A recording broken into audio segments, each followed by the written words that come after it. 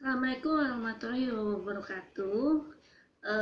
Sebelumnya perkenalkan nama saya Afili. Saya di sini pengen berbagi pengalaman, berbagi cerita tentang bagaimana perjalanan saya menjadi seorang mualaf. Saya ini Cina, seperti yang lagi heboh sekarang, seperti anak Ustadz Arifin Ilham yang menikah dengan seorang Cina mualaf dan yang bernama Larissa Chow. Dia menceritakan bagaimana perjalanannya bisa menjadi seorang mualaf, rintangan, cobaan yang dihadapi. Saya di sini juga pengen berbagi, pengen cerita bagaimana sih rasanya menjadi mualaf, apa aja cobaannya. Saya waktu pertama mualaf itu tahun 2008. Waktu itu umur saya 18 tahun, belum genap 18 tahun, 17 jangan 18 tahun. Itu pada bulan Agustus 2008, tanggal 8. Dan tahun ini genap 8 tahun pas tanggal 8 Agustus kemarin. Pertama sebelum masuk mualaf, saya diperkenalkan dengan teman. Posisi teman saya itu di Jakarta, dan saya disuruh untuk menemui orang tuanya yang sekarang masih saya anggap seperti ayah saya sendiri. Saya dikasih buku tentang perbedaan agama Kristen, agama-agama lain dengan agama Islam. Bukunya ada tebel, ini ada. Dan di situ saya disuruh coba hafalin Al-Fatihah karena dibilang Al-Fatihah itu adalah ibu dari ayat-ayat Al-Quran, ya seperti itulah. Dan saya disuruh hafalin kalimat syahadat. Dan saya di rumah, kalau kalian mau tahu, saya diam-diam sembunyi-sembunyi dari mama saya.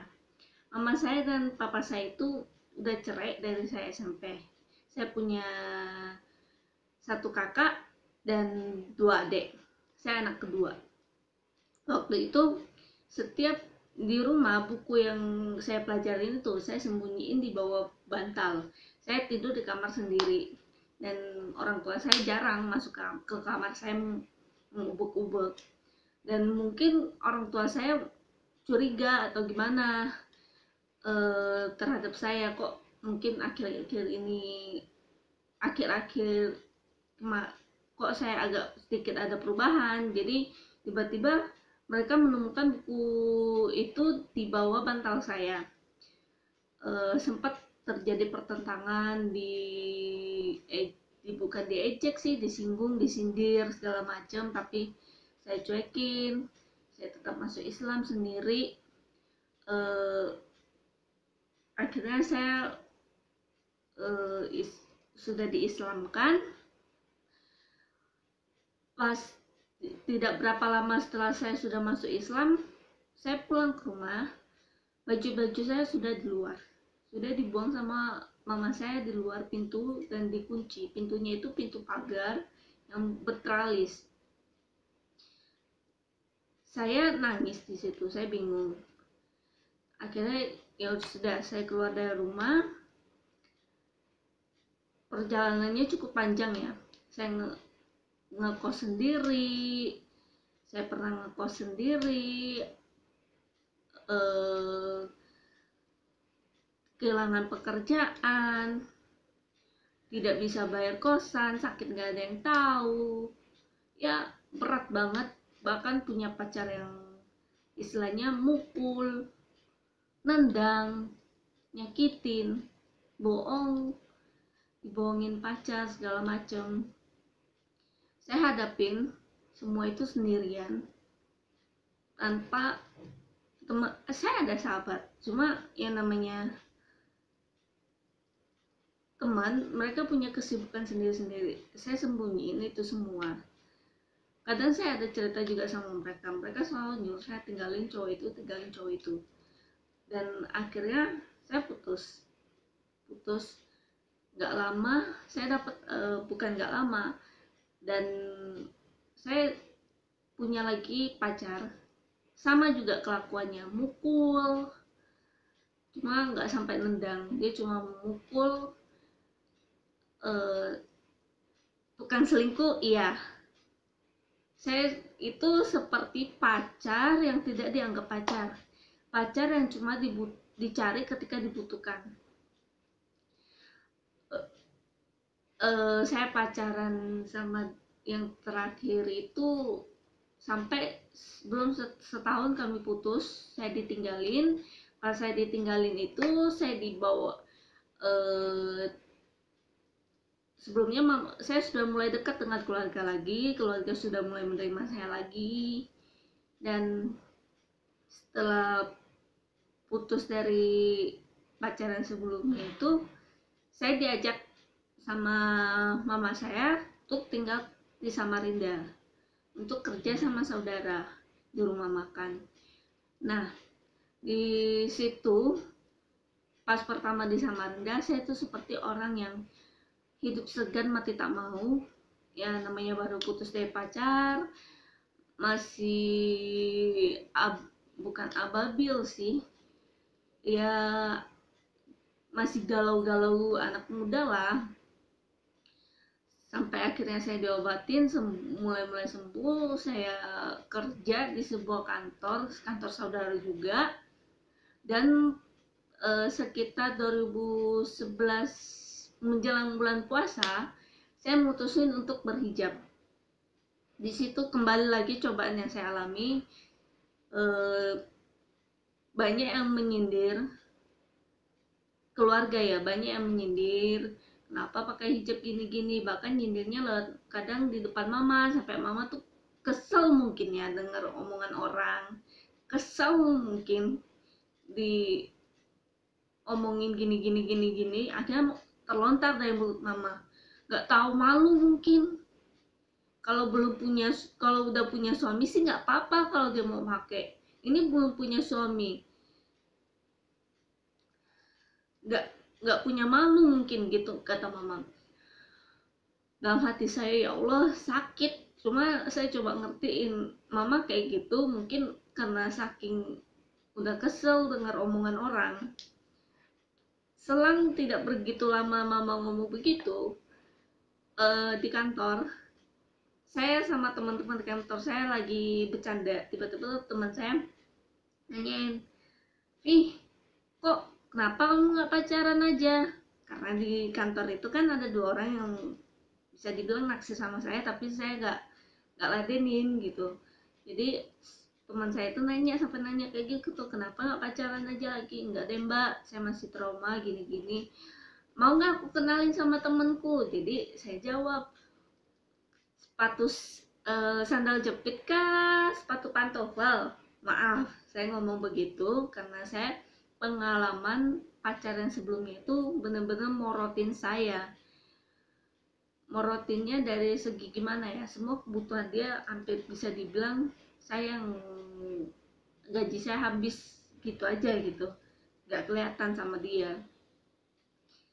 Saya ngomong kayak gitu bukan karena saya matre, karena dalam segi bercanda, karena saya tidak menganggap terlalu serius dengan maksud teman saya itu.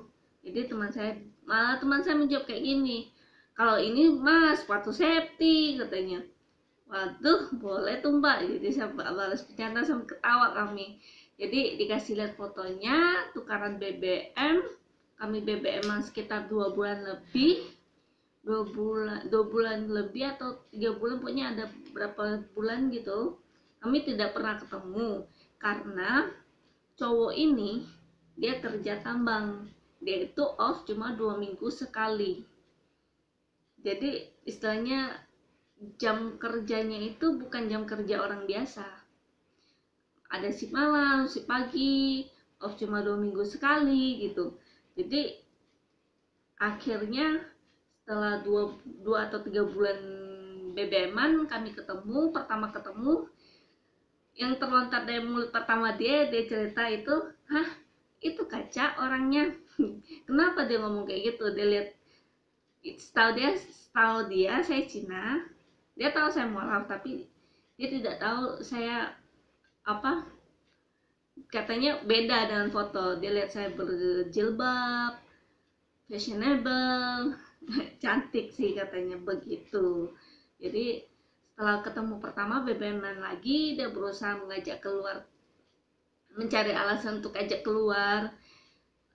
Tapi kami waktunya masih untuk susah ketemu gitu. Jadi teleponan, dia istilah anak zaman sekarang sih nembak untuk jadi pacar dia. Ketemuan jarang banget ya, nggak nyampe 2 minggu kami pacaran, saya dapat cobaan lagi.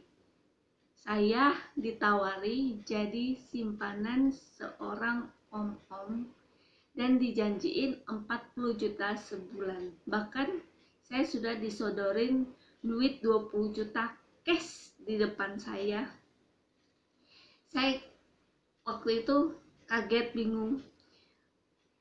Orang itu sudah punya 2 istri. Ya masih dibilang ada hubungan keluarga sama saya. Seorang pengusaha, tajir banget.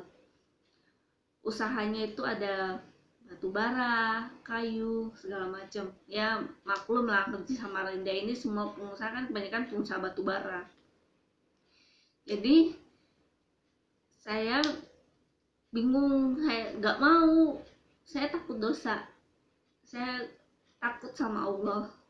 Jadi saya cerita, mama tahu mama ngomong kayak gini, jangan, kita nggak boleh jadi orang yang tidak tahu terima kasih. Karena saya dapat pekerjaan, mama saya dapat pekerjaan itu dari istrinya ya, karena